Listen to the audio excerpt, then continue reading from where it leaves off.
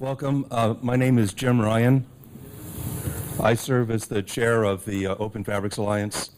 For those of you who know me and know Paul, you're going to get about 30 seconds of administrative from me and about half an hour of substance from Paul. Yeah. Somehow it seems to work out that way. It's on your schedule at your seat, but the password for the Wi-Fi is OFA.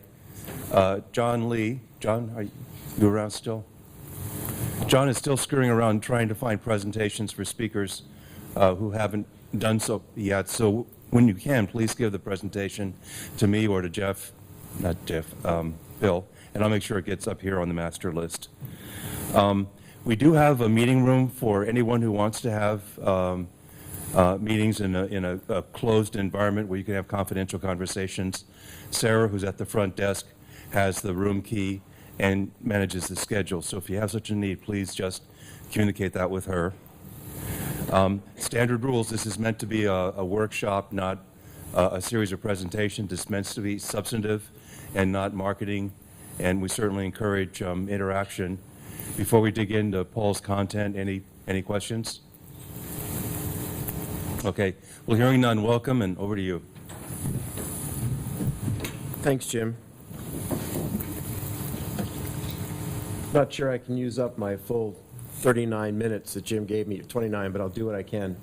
I just wanted to sort of frame the workshop for you this year so you're sort of prepared for what's coming at you, because we're going to ask you some questions on Wednesday about what you saw over the next couple of days and what your reaction to it all is. There are a couple of trends that are probably worth looking out for at this year's workshop. This is kind of a look into the minds of those of us who are involved in organizing the agenda and trying to put it together into some coherent format. But a couple of trends to look for. There's a lot of discussion at the workshop this year about emerging technologies and new technologies being developed inside the Open Fabrics Alliance. And this is sort of an important thing that has been happening to us over the past 2 or 3 years. We've talked about it for each of at least the last 2 years, and it's now sort of come to fruition. And that is this notion that the Open Fabrics Alliance has transitioned itself from what it used to be as an enabling organization into a genuine, alive technology development organization. This is a new thing for us. We've been pointing at it for a couple of years now, and I'm going to claim that we've now arrived at that point. We're going to ask for some feedback on that and what people think about that. The 2 best examples of the fact that that's the case are the emergence of 2 new working groups within the past couple of years, one which we affectionately call OFI-WIG, and the other, which hasn't been around yet enough to have a cute shorthand for it, called OFV-WG, OFE Working Group. The second major theme as far as this year's workshop goes is there's a real emphasis on emerging technologies and how those things are going to impact the work that, as an Open Fabrics Alliance, we do now and into the near-term future. We being the OFA, have picked on what seemed to be 2 important trends, and we could have picked wrong, don't know. There are certainly more trends that matter, but the 2 that we're focused on for this particular workshop are the emergence of non-volatile memory in all its various forms and what that means to us as a technology organization from a networking perspective. The other is the emergence of SoCs, systems on chips. And that really is from 2 perspectives. One is you think of a system on chip as being emitting some sort of a network interface. So it's a potential consumer of Open Fabrics APIs.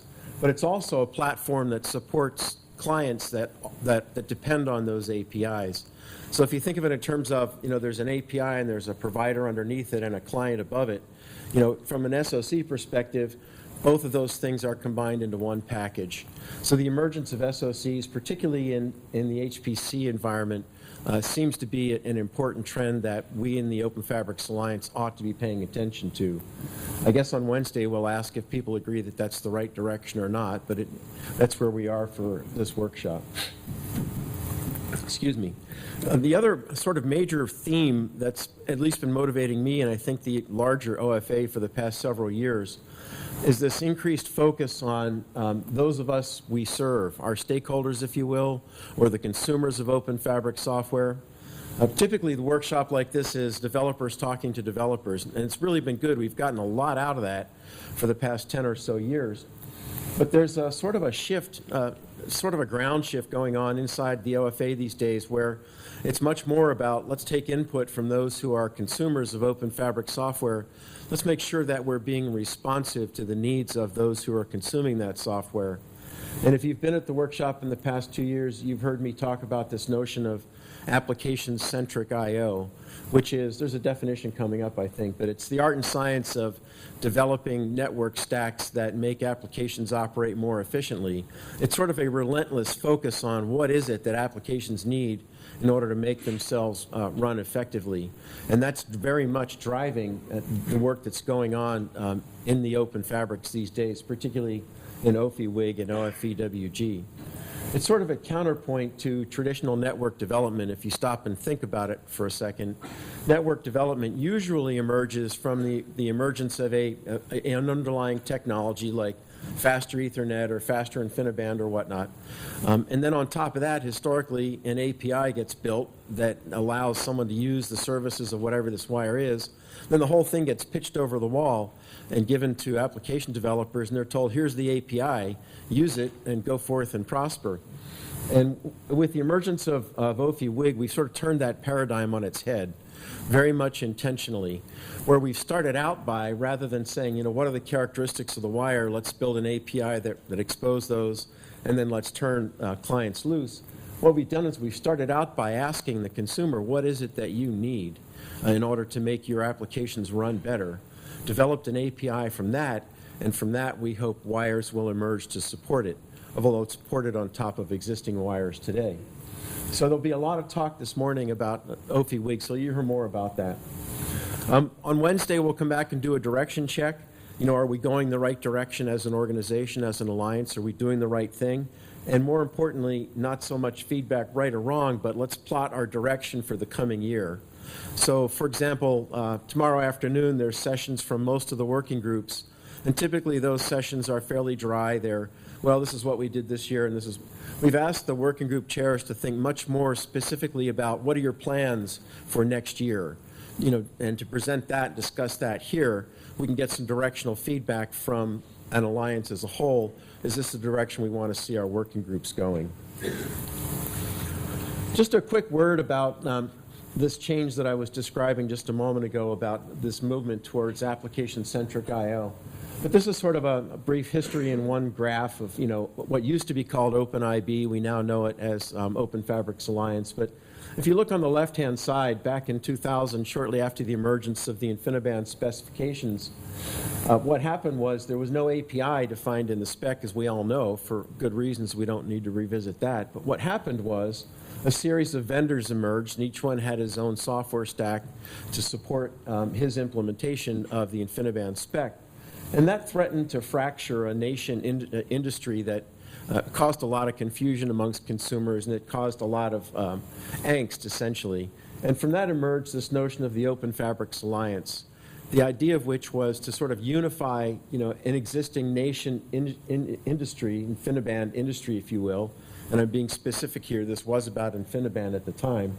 And from that emerged this notion of what we now know as libIB verbs, which is used to feed all the downstream consumers of Open Fabric software, including the kernel, including distros, including vendors, and including users. The paths that each of them use to consume Open Fabric software are a little bit different, but fundamentally that's the picture that we've got. And then sort of an interesting thing has been happening over the past couple of years. We had the emergence of this thing which we now call OFI-WIG. The working group is called OFI-WIG. The name for the interface is the Open Fabrics interface, and it's represented by a library known as libfabrics. Many of you, I hope, have heard that expression, libfabrics. But for the very first time, this was our first foray into genuine technology development. The OFA really is developing new technology, and we're doing it without the underlying support, if you will, or without relying on an existing industry standard specification. And this is the point I was making earlier. What we did is we started out by asking consumers of Open Fabric software what characteristics are important to you or your applications in order to make your applications run efficiently.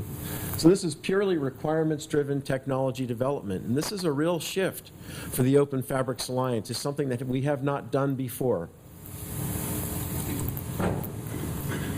And we added to that, once we got the momentum underneath our keel about that and started moving forward, then this idea emerged of, well, why don't we enhance verbs as well? Are there things that we can do?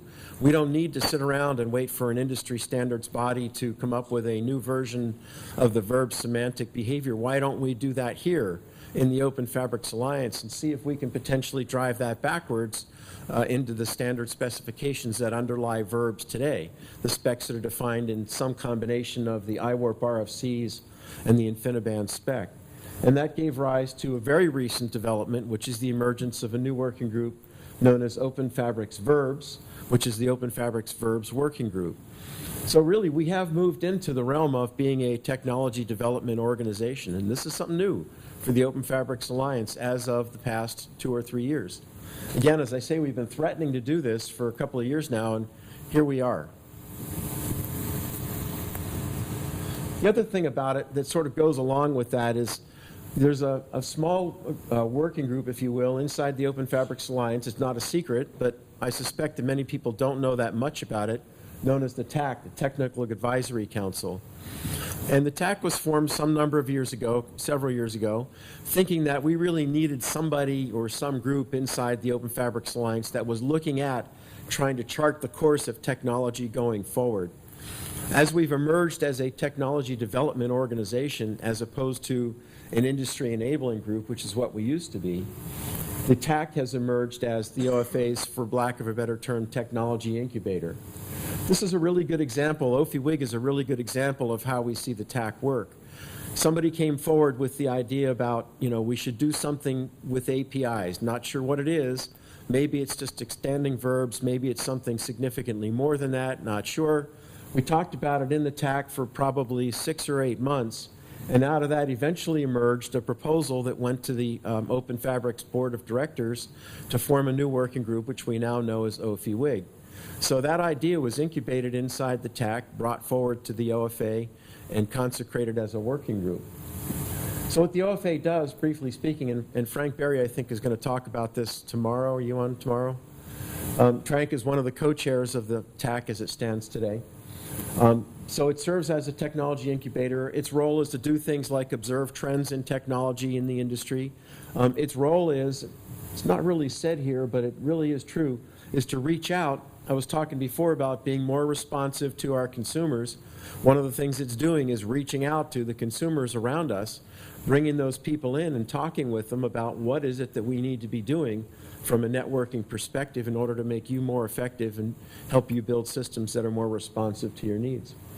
So it serves as a clearinghouse for new ideas, and out of that we spawn new development efforts, which then get spun off into some other working group. In some cases, a new working group was created. That was the case with OFI-WIG. In some cases, some new technology is passed on to existing working group with the direction to those working group chairs to do something about this or not. So I guess the message here for me is that the OFA really has become a genuine technology development organization. I think we should all be pretty proud of that. This is hard to do, but we've done it. The question that comes up frequently, or it has in the past 6 months or so, about why are there multiple APIs? So we've got verbs, we've now got live fabrics, and we've now got whatever's going to emerge from the Open Fabrics Verbs Working Group, which arguably will be an extended version of existing verbs. You'll hear a great deal about OFV-WG tomorrow. Tomorrow morning sessions are mostly devoted to what's going on in this new working group and what's it about. But the bottom line answer is, I hate to sound kind of markety, but it really is true, that the Open Fabrics Alliance isn't in the business of consecrating or adjudicating between different proposals. What happens is somebody comes forward and says, I've got an idea, and I think it's important, and I've got a number of people who also think it's important, and not only that, we're willing to put up the time and effort and resources into driving that forward.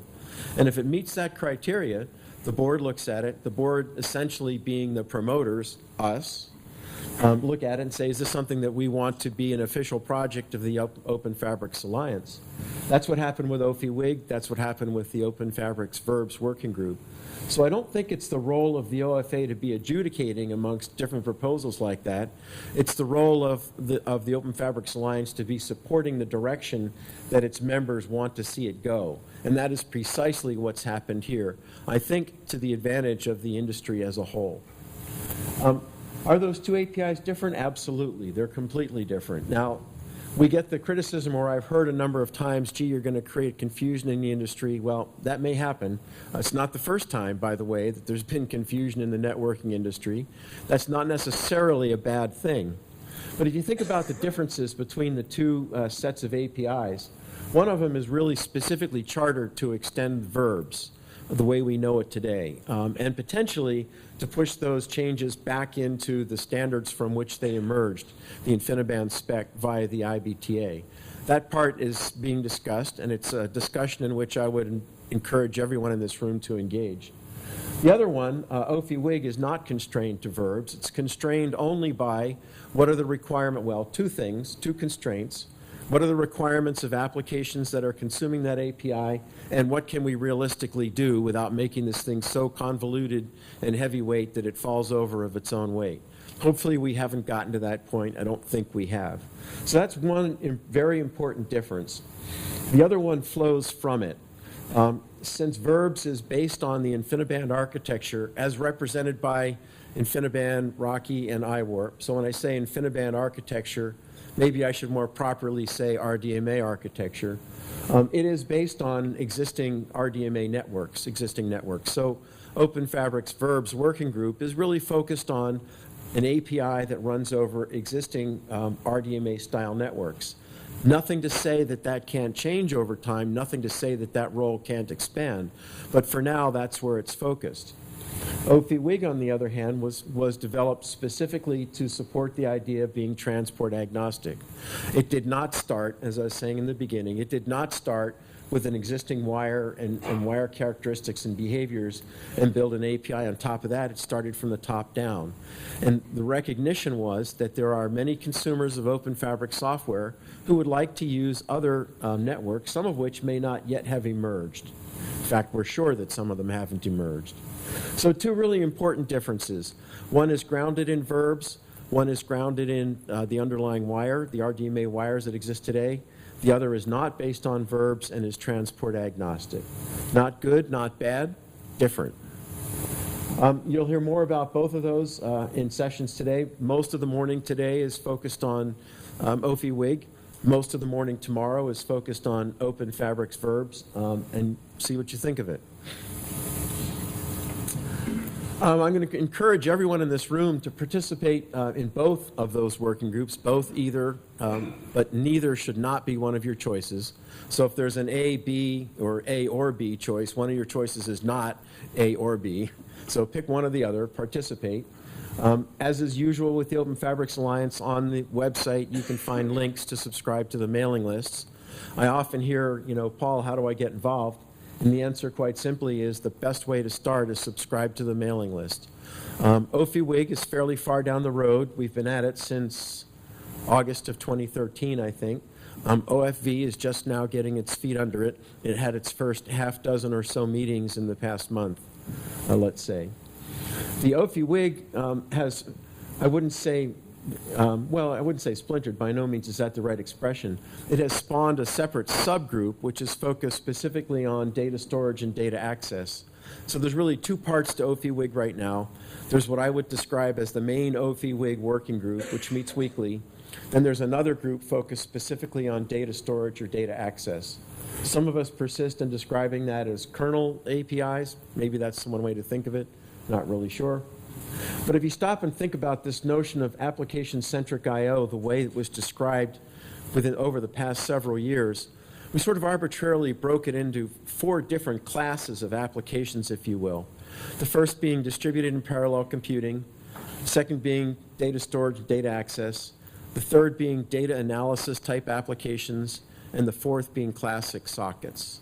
So I think it's a fair abstraction to say that the main OFI-WIG working group is focused on user-level APIs, primarily focused on distributed and parallel computing, but not limited to that.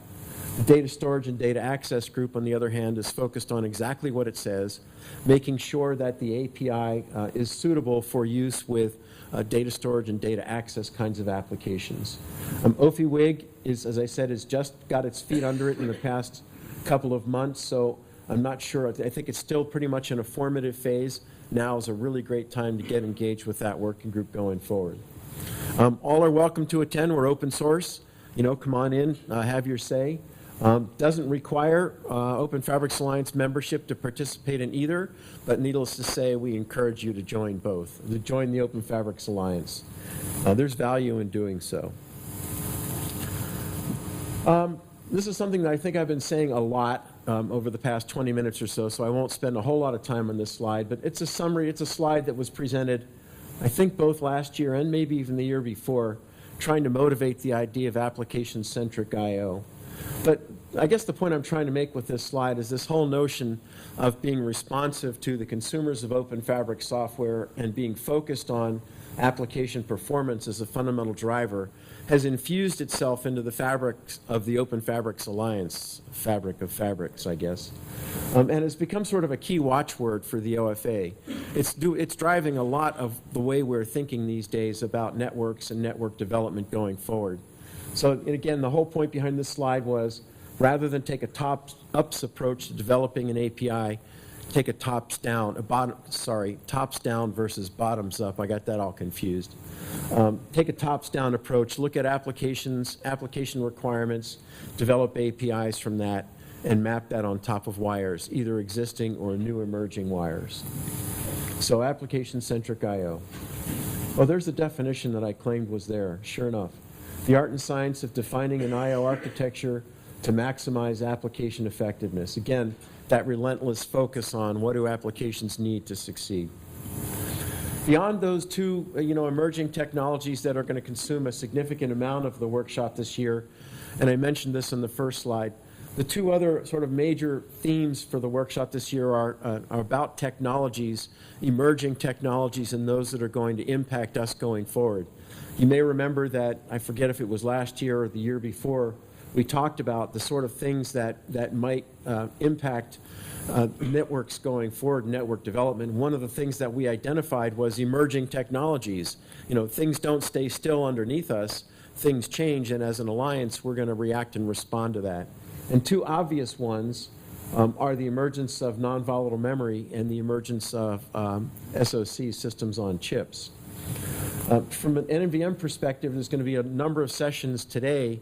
Those also happen, I think, before lunch, mostly, although they're spread a little bit throughout the workshop, on NVM in all its many and varied forms.